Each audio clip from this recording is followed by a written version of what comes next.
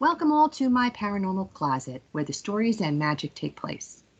I have long been intrigued by near-death experiences and took it upon myself to write a chapter on this subject in my Warren County Hauntings book in the Other Strange Phenomena chapters.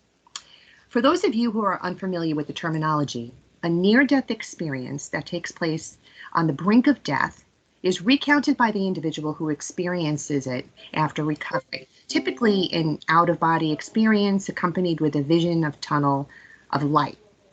On today's show, I will be introducing you to a panel of individuals who have all experienced a near-death experience of their own, and I'm extremely thankful to them for agreeing to come on the show to openly discuss their experience and allow me the opportunity to have a discussion with them about it.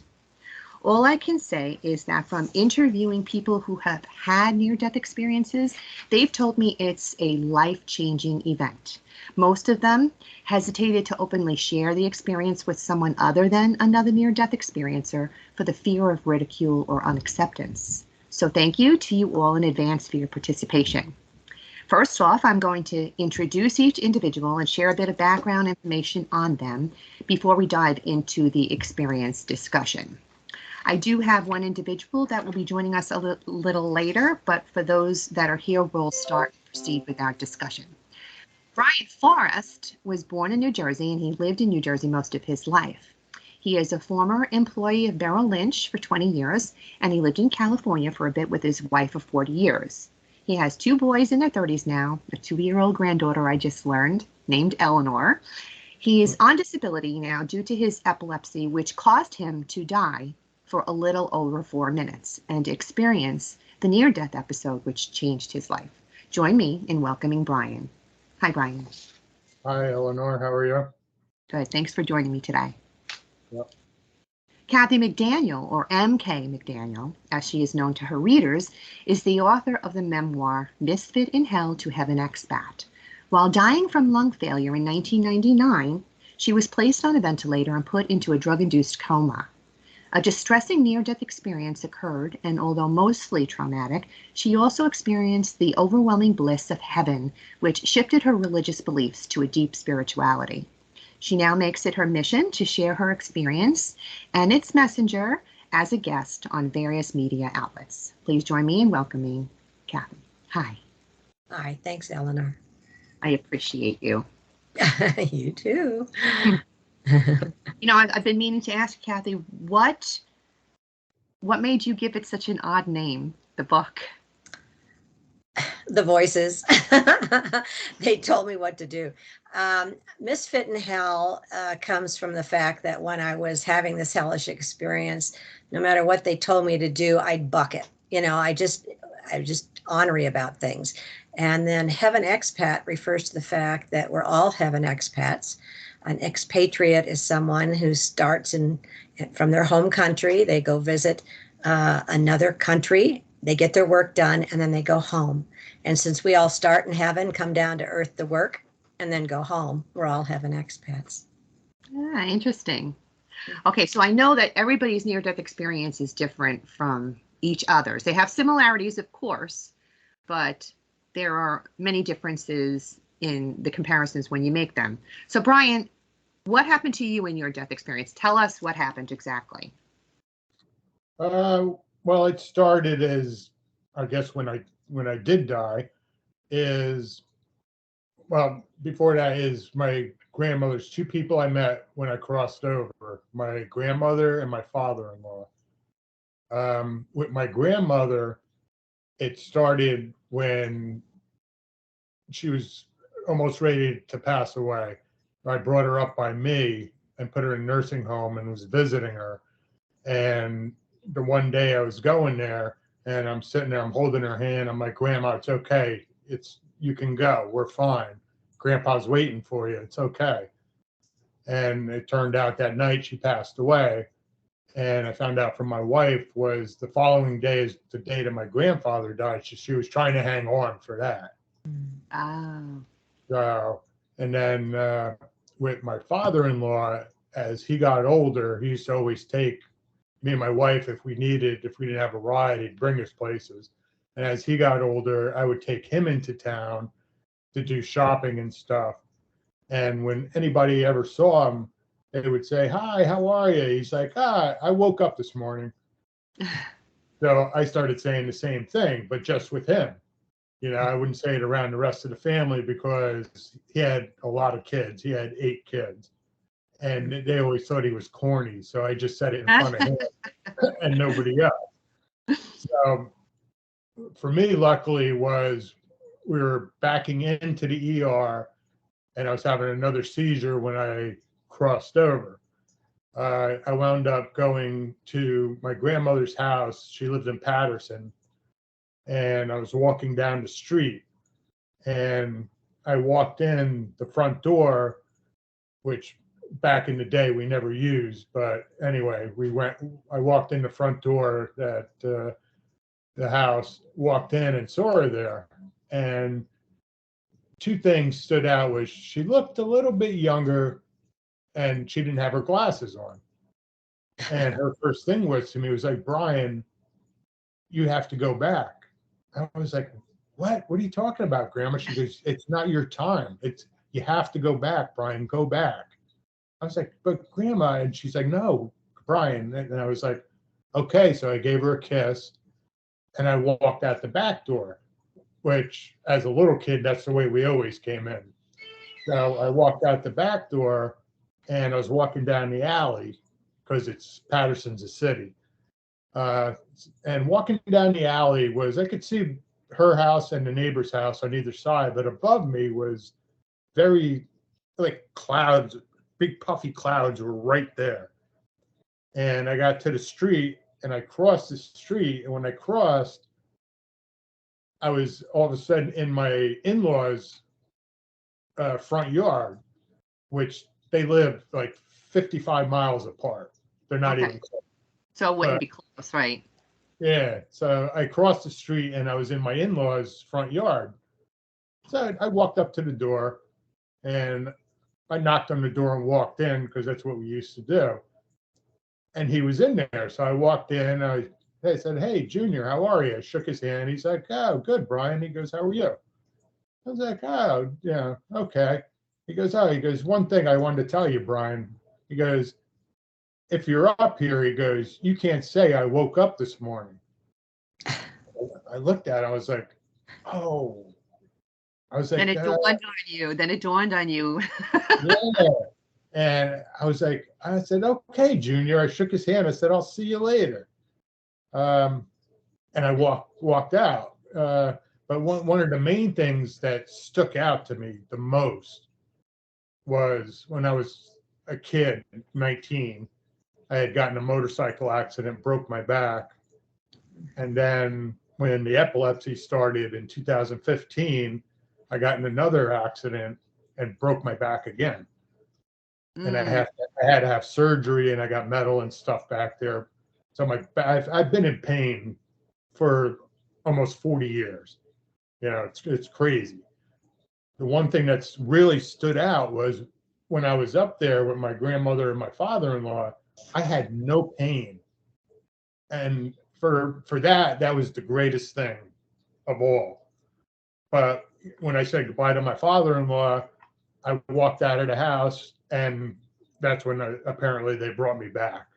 Ah, I see. But and I was going, like you said earlier, I was a little over 4 minutes. I was going. Wow. But they And seemed Kathy, a lot longer than that. your experience differs in that, like, Brian clearly just went to heaven. Yeah. But you had a far different experience. You want to tell us about that? I was born and raised a Catholic, and I was very devoted one. I went to Catholic schools my whole education, and we were taught certain things, that there was a heaven, a purgatory, and a hell. And once you died, almost everybody went to purgatory, no matter about Jesus dying for your sins. There was this like caveat. There'll be extra for you to pay for.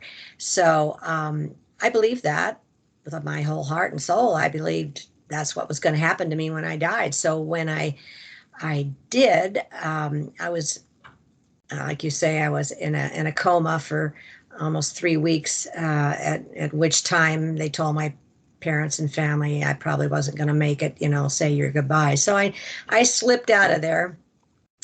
And I first found myself in the void, which is that black, totally black, no sound, no sensation feeling, which is very disorienting. It's not bad, but it's just very different. And having been there for an indeterminate amount of time, since there's no time over there, I started seeing the scene kind of behind me there. It started getting this reddish glow, and there was a thick roiling fog. And then I heard this horrible voice come out and said, "Do you know where you are?" And I thought, oh dear, hell? And he just said, "Wah," this horrible laugh. And I turned and ran into the darkness. And that's when the adventure started. And my hellish experience came in segments. The lights would be off. I'd stop because I didn't know where I was or if I was going to fall or run into something. And then the lights would come up and there would be a situation. Most of them included demons or a very unpleasant situation where the demons would tell me this is my job, and it would be in a terrible situation. I don't even like to talk about it. And I would say, no, I'm not going to do that. That's disgusting. It's immoral, and I'm not going to do it. Well, the lights would go out, the lights would come up, and I'd find myself somewhere else. There was a road sometimes in between these segments. I'd be on this road that went to nowhere. It was just desolate on both sides. And sometimes I'd run into other beings that appeared to be human, and then other times they weren't. And each situation got worse as I plodded along. Who knows how long? There's no time, like I said, over there. And then I got to one that I thought couldn't get any worse. And again, I was being a brat. And they told me that, I don't want to give the whole thing away, but I made my last attempt at being obnoxious, and it had something to do with singing a Christmas carol. And when I got to where the name Jesus would have come out, things changed. And I didn't say the word, but things changed. And I was like, boom, into this glorious, warm, light, love, bliss situation. And it was just ineffable. You can't describe how wonderful it is.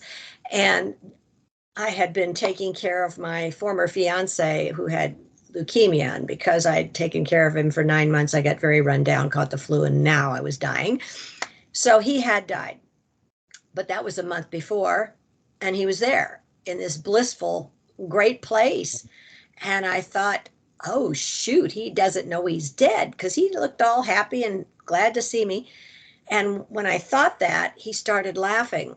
And I thought, I didn't say that out loud, and I thought, oh my gosh, if he's dead, then I must be dead. And it's like the best news ever. And I said, hey, why are we just standing here? Come on, let's go. Show me around. And he just said, oh, Mary Kay, you've got too much left to do. And I thought, huh? They're throwing me out? I was kicking and screaming, literally. And but I went, boom, the lights went out. And when the lights came up, I was still in the ICU. And my family was happy, and I was not. I'm curious as to what that void was. I'm wondering in my head, is it something that someone who goes through a coma has to deal with, that void? You don't think so? It's very common, for both kinds of, it's just, for me, it felt like kind of a waiting room. You're switching gears, and this is a place to just chill. And some people, Nancy Evans Bush had a bad experience in the void. There's these creatures that came and were talking to her, and she had an unpleasant experience. But most people report it's just dark and quiet. It's almost like a womb feeling, I would think. You're just just settle down for a minute. It's going to get wild. Wow. So why do you think you had an experience in both heaven and hell? Because I've read your book and I know that you are no different than a lot of other people. Why would you, do you think, that experience of both? Well, it took me 10 years before I could find somebody that would listen to my story and be compassionate and understanding. And that's, a series of synchronicities sent me to Seattle to an IANDS meeting, International Association of Near-Death Studies. And that's thousands of people who've had near-death experiences. And when I listened, I went to a couple meetings and everybody's talking about the angels and the puppies and the rainbows. And I say, that's not what happened to me. And so they explain, well, it's okay. About 15 to 20% of people that have a near-death experience have what's called something that's distressing.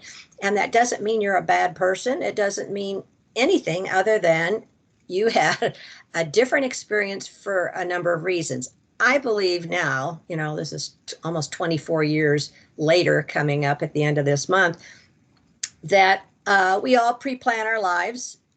We, come down, we live what we plan to do. And I planned this. And for whatever reason, what was I thinking keeps going through my head. But I think now it's because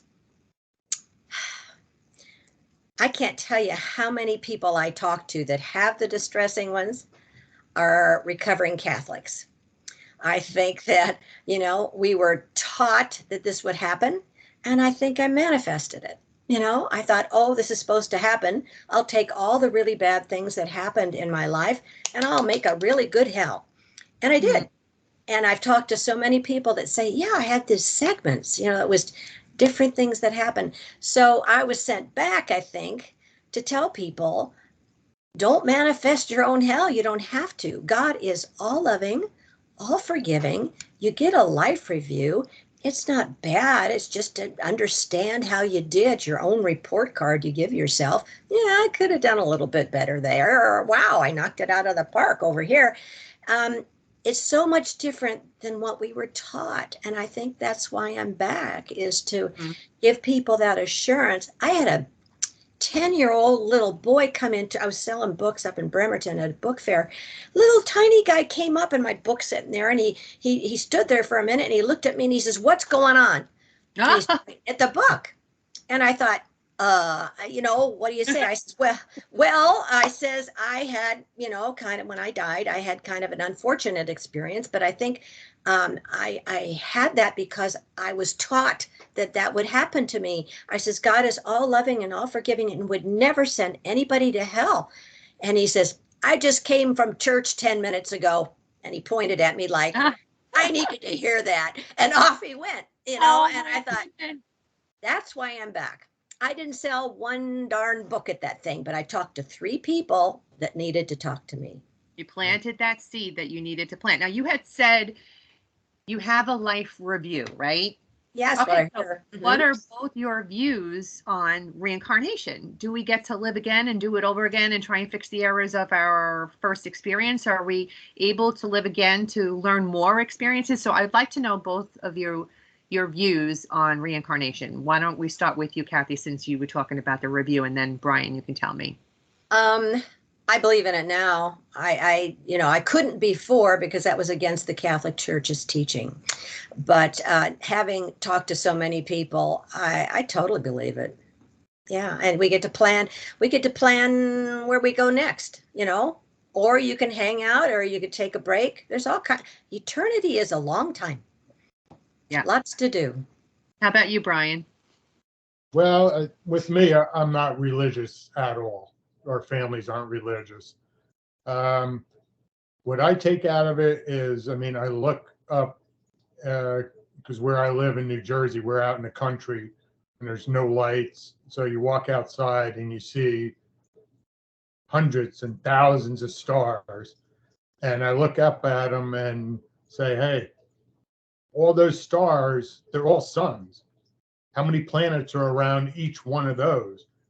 And my thinking is that we're not the only living organisms in this entire place. there's a ton of other, you call them aliens, I guess. So I think when we pass on, that's just our next step to another life. And we live for, who knows, maybe it's thousands of years, who knows? Maybe we get to finally meet the other, whatever, Life aliens. life form. Life forms that are out there. Yeah, that's just the way, because I'm not a religious person, but yeah. So I think we continue to go on and just meet new types of life forms. Do you believe in a higher power that's in control of it all, that created it all?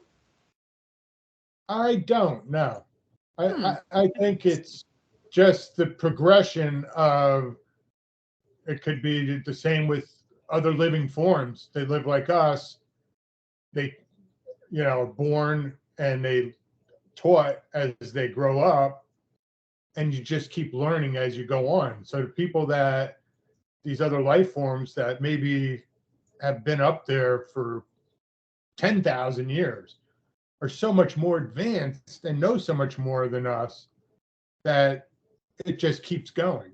So I don't think there's a higher power. I think it's just all these life forms are just so more advanced and more than we can even imagine. So no, it's, for me personally, I don't think there's a higher power. How did you feel after your near-death experience? In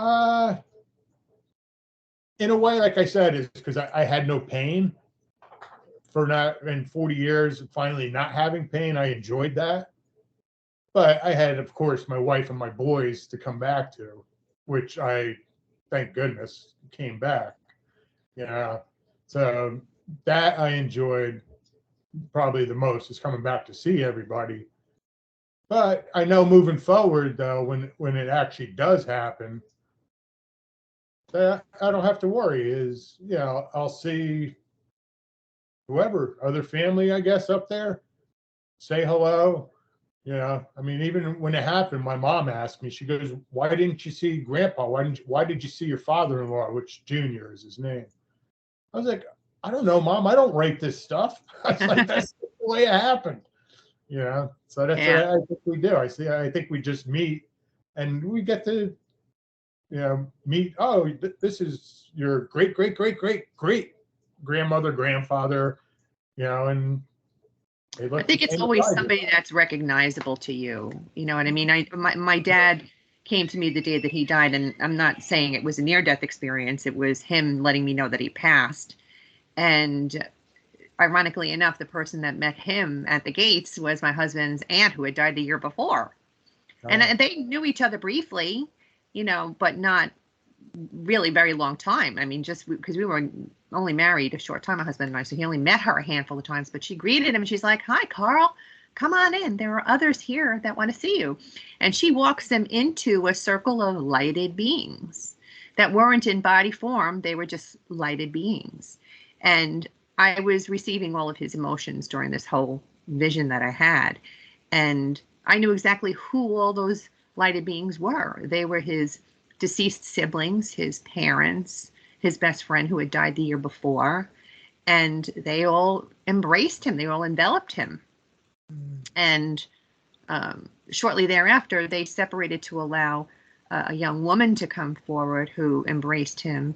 And she said, "Hi, Dad, it's me, Caroline," which was my sister, who was his namesake, who had died young. And here she was, a grown woman in heaven.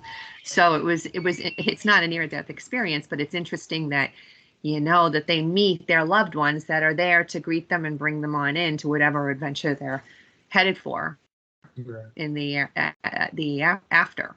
So how did you feel after your near-death experience, Kathy? That was a lot you talked about there. About, you asked at first about source, or is that what you're talking about? How I feel? I believe, God is everything. There was a couple things that I learned in school as a kindergartner. Who is God? God is love. Where is God? God is everywhere. And those two are true. With all the dark matter they're talking about now and all that, I think that's God. God is everything, and we just take certain forms. This time we're human, and like Brian says, you can be a Martian next time or something. But I believe that God is everything. God is love.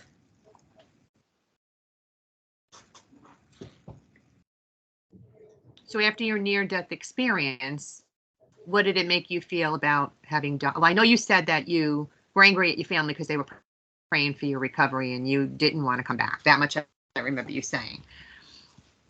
So how did I feel when I came back? Devastated. Yeah. I was I weighed 86 pounds. I'm in the Did it take you a while to find your ICU. It was a mess. To go from this total bliss and joy and completeness back to earth was just a terrible shock for me. Yeah, I'll bet. It took what me were your feelings about my life back before your experience? What, a year. Yeah. It took you a year to get your Oh, life well, yeah. back. Well, Wow. I was in the ICU for 3 weeks, and then I was in a physical rehab facility for a month, and then I had to learn how to walk and talk and do everything again. I was 86 pounds. I lost all my muscle mass and muscle memory. I was like a baby, and there I was 53 years old and helpless. So it took a long time to be able to function. And in this whole time, I'm remembering how blissful and wonderful and that it was. And I was pretty depressed. Is it safe to say that you're not afraid? Pardon me? Is it? Am I not afraid to die? Oh, no, I look forward to it. I want to get my work done so I can go home. Yeah, no problem. What about you, Brian? Are you afraid to die? Are you ready to go if you have to? Now I would say yeah, because I know that I'm going to be meeting family and I'll see friends up there. Because I have, unfortunately, a lot of high school friends that have already passed away. Yeah, not a real lot, like 4 or 5, but still, they were like really good friends of mine. So, I mean, I look forward to seeing them when I get up there, and seeing family. So it should be good. Yeah, I mean, of course, I'll be sad leaving my boys and my granddaughter, but knowing that down the road is I'll see them when they come up to see me. Yeah. And it's wild that Kathy, with you were I've learned from 53. interviewing people these last. I was going to say that, Kathy, you said that you were 53 when this happened to you. I was 54 when it happened to me. Yeah, that's your midlife. Yeah. Yeah, yeah. That's pretty wild. Yeah, it is.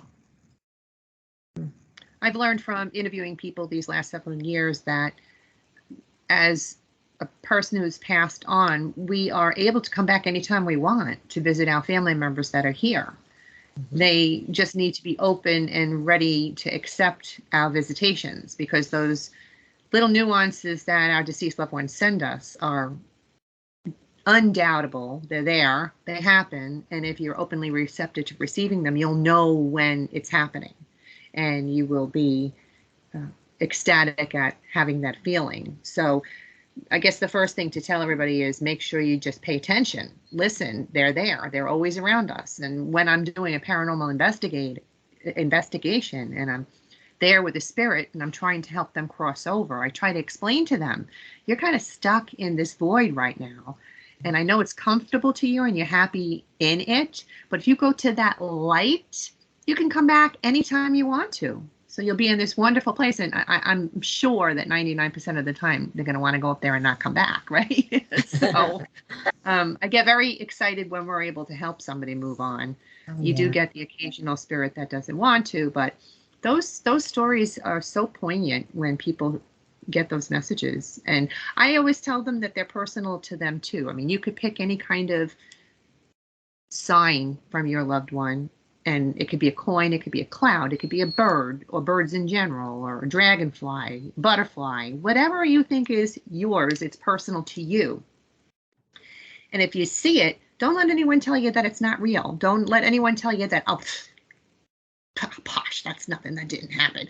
Yes, it did. And if you believe it did, receive it and accept it. That's what I say. So it's kind of cool to know that we can come back anytime we want to. You just have to train it to believe. It's happened actually a few times, not with me, but when actually I passed, my wife felt something go through her chest, and she thinks for sure it was her brother, because when she was real young, her brother died, and he was only like 19 or 20 years old. And the other thing is that the song Old Black Water from the Doobie Brothers, anytime something major in the family happens, that song, for some reason, always comes on. Mhm. And everybody's like, hey, Al's here. And then the other thing that just happened, because my birthday was the beginning of October, and my older son had a party with the family at his house for me. And my sister-in-law was there, and her husband, my brother-in-law, just passed away July 29th.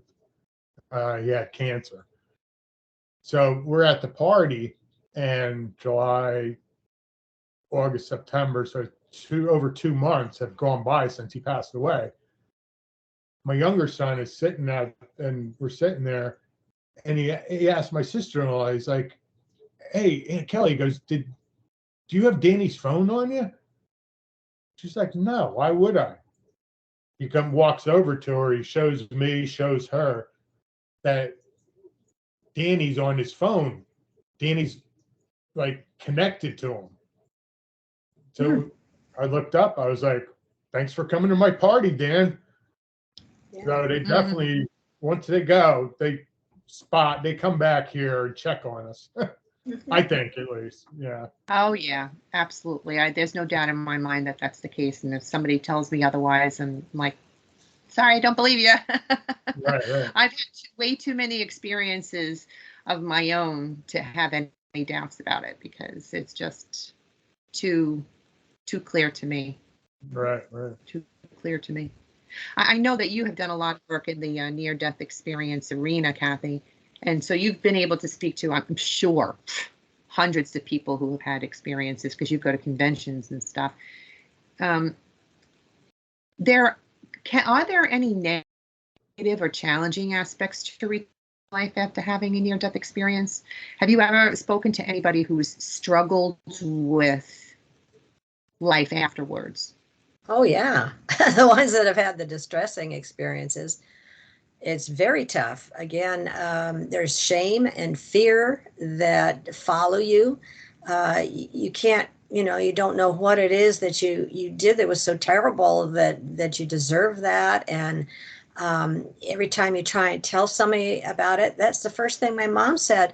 She says, well, Kathy, what did you do that we don't know about? And I was like, there's no good answer to that. Right. So there's a shame and fear until you can finally find a safe place to talk about it with somebody that ideally had the same experience. And I'm with the IANS group, and I started a distressing near-death experience group a couple of years ago now. And we meet once a month, and people who've had this experience, many of them that come to our meetings have never told a soul what happened until they, come to a meeting or two and feel safe. And then after that, they're like different. There's this burden that comes off when you realize that was not a punishment from God. And, right. And it was just, you thought you would have that happen, and you got to be careful about manifesting. Wow. That's so interesting. I just was thinking something. You just said something, and it put a thought in my head and it's left me now. I don't know why. I hate it. It must be the age. It's going in and went out. With the groups that have you ever heard any of these groups before, Brian? The near-death experiences. I know that when I was writing the chapter on near-death experiences, everybody that I spoke to was saying to me that they don't really talk to people about it. They talk to other near-death experiences because they can share that experience with them. But to let somebody like me, the outsider, in and tell me their story was a privilege. And I have developed great relationships with the people that I have interviewed because of that. I really did appreciate the fact that they shared that with me, because they do deal with people who are against whatever it is that they have to say, or give them a hard time, or ridicule, or whatever way you want to describe it. So it's a shame that somebody just can't be supportive as opposed to the opposite. You're probably the only one outside of my family that I've talked to about it. I mean, I got a gigantic family. Yeah, so there's enough people within the family. Yeah, but from somebody that we're not related to, you're the only one I've ever told, the whole story to is you. Mm-hmm. And when you asked me, I was like, it was fine with me. I didn't care. I was like, oh, somebody's actually interested. I didn't think anybody really cared. Yeah. So I was happy to tell you about it. We should put you in contact with these near-death experience groups that Kathy knows of, just in case you want to participate or meet other people who have had experiences just like yourself that you can share in those discussions with. I'm sure it helps to take the burden off too, and understanding and so on. All you have to do is go to iands.org, and a whole different world will open up to you. There's so many different kinds of sharing groups and speakers, and it's free and it's amazing. I think you'll feel at home. Yeah, I have to try. I have to check it out, because even just here talking with you, somebody else that went through it, because people I talk to family and my other friends, nobody's ever went through it before. So yeah, it is. It's kind of cool to be able to talk to somebody that's came back, at least. Went and came back. Yeah, we're privileged. Yeah, definitely. In that experience. Yeah. I know this is random, Kathy, but how many podcasts have you been on to date? I know you kept a tally. Yeah, about 125. Oh, wow. Yeah, they're amazing. And one, it's called The Other Side. That one's had over 1 million views. So, you can go to a book fair and talk to 3 people. You can get on a podcast. So between all of those, there's several million people who've heard my story, which is why I was sent back. And I'm telling you, when I was laying in that bed in the hospital, unable to move or talk or breathe, and you've got too much left to do before you get to go home, that was like overwhelming. I can't even breathe. How am I going to reach all these people? And then the first time I had somebody call, and it was Kirsty Salisbury from New Zealand saying, I want you on my podcast. And it's like, what's a podcast? And I can't go to New Zealand. No, you get on the internet. I didn't know anything. And so that one led to this one, and that one led to that one. And then, God works in strange ways. But if that's what I was meant to do, I pre-planned all this stuff. I was very smart. And, you just have to go with it and say, well, show up. That's all you got to do. Show up. The doors will open. Right. Like you and your job and going to North Carolina and all that stuff. You just show up. The doors will open. Yep. It go with the flow. Right. Be optimistic. My husband's very much the pessimist, and I'm the optimist, and I keep on telling him, just go with the flow. It'll all happen the way it's meant to happen. You don't fear it, just receive it and accept it. Exactly. So, but you have this beautiful prayer that you share with everybody. In fact, you put it on a lovely bookmark, and I know it by heart now. It's, Lord, help me to be loving, kind, useful, merciful, forgiving, grateful, and non-judgmental.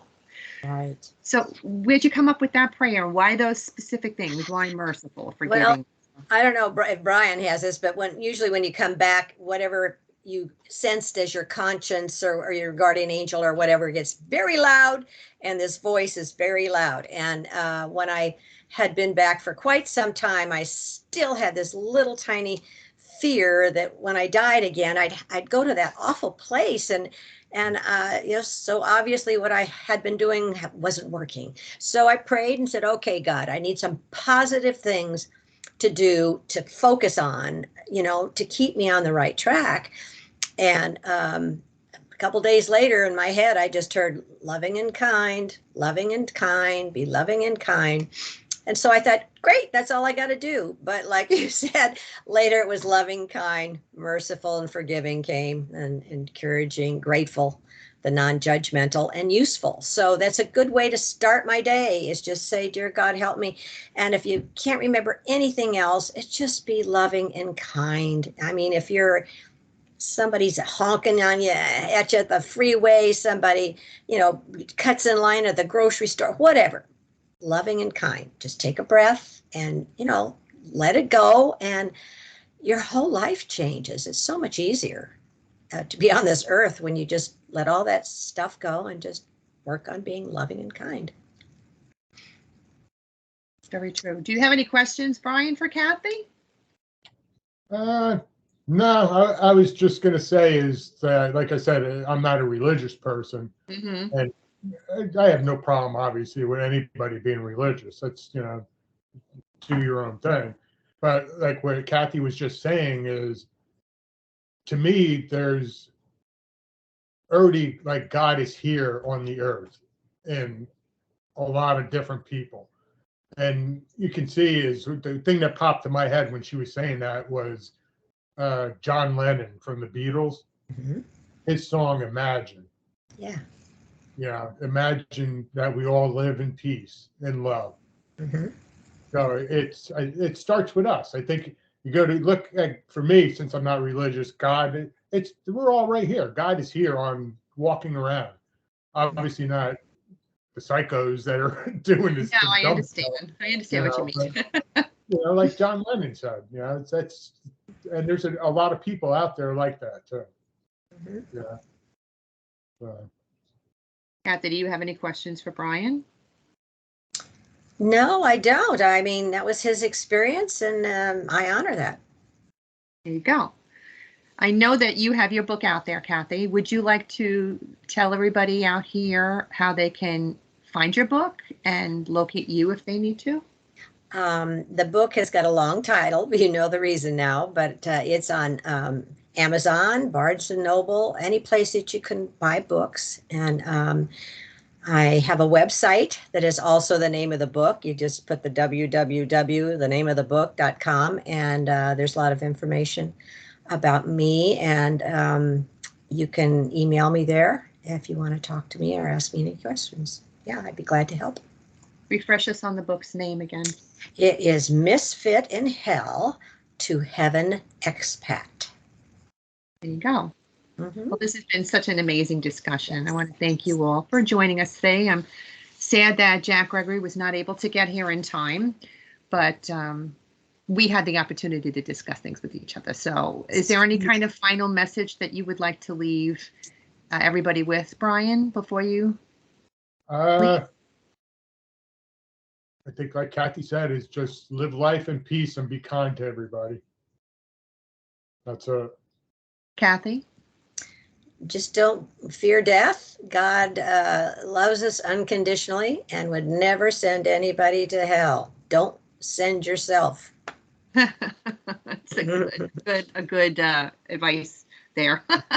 Wonderful. Thank you all again.